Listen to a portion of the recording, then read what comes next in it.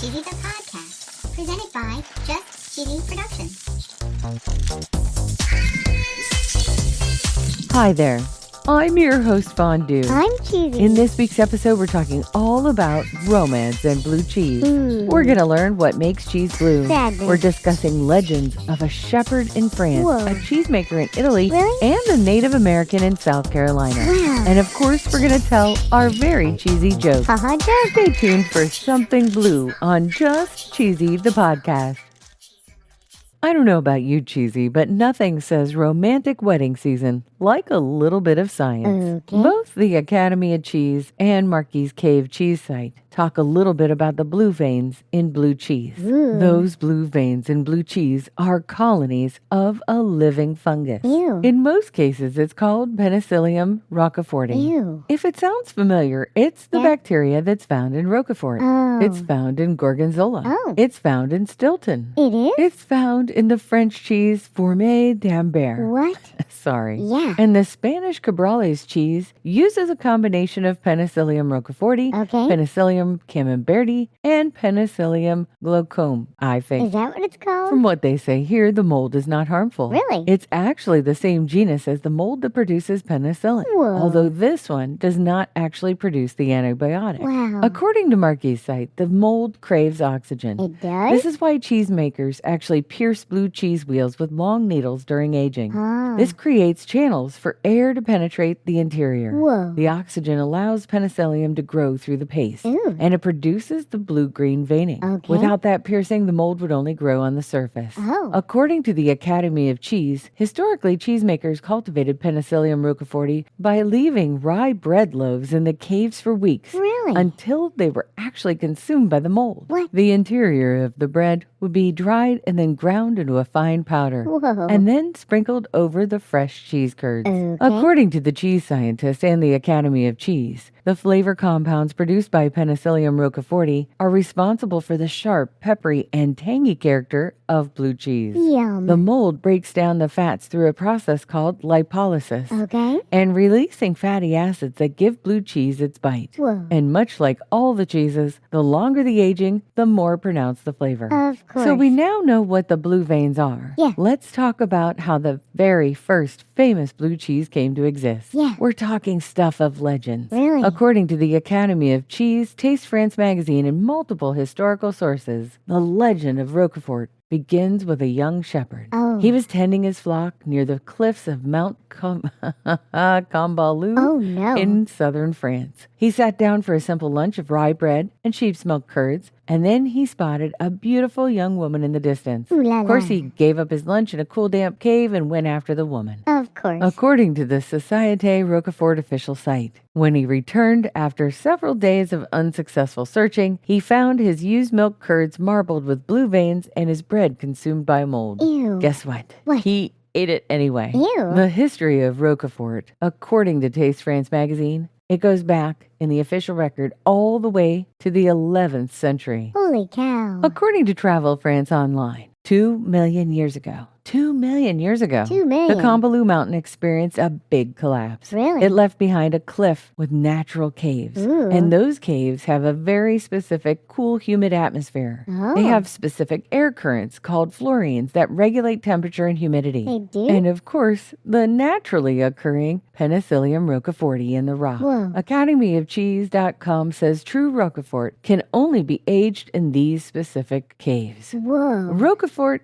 is not a sponsor, No. but if it was, the ad would go right here.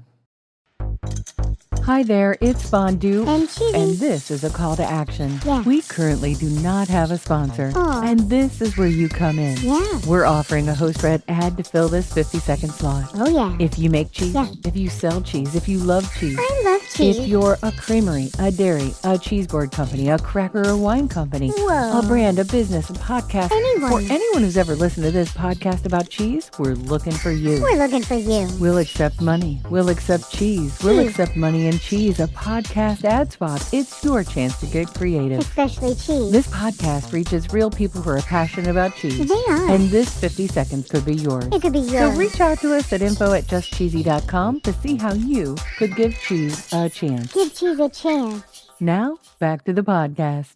I find it very fascinating that there is another romantic blue cheese origin story. There is? This time, it takes place in Italy. Wow. According to the Cheese Talks food history site, the Academy of Cheese and Formaggio Kitchen, a very similar story was happening around the 9th century Whoa. in the Lombardy region of northern Italy. A cheesemaker in training, who was of course very much in love, Of course. left his post prematurely to be with his chosen one. Interesting. And according to Cheese Talks, he returned the next day in great horror to find his half-finished cheese had turned bluish. Moldy. He was hoping to hide his mistake, so he poured freshly made curd on top. Oh my. But that did not work. Oh no. The final cheese also turned blue. Ew. But amazingly, when the cheese master tasted the wrong colored cheese, they say here he became happy and blessed because its taste was divine. Whoa. Whew, this next section is going to test my pronunciation and your poor ears as well. My poor ears. According to Formaggio Kitchen, the Italians called the bluing in gorgonzola erborinato, Oh my. which, like the French term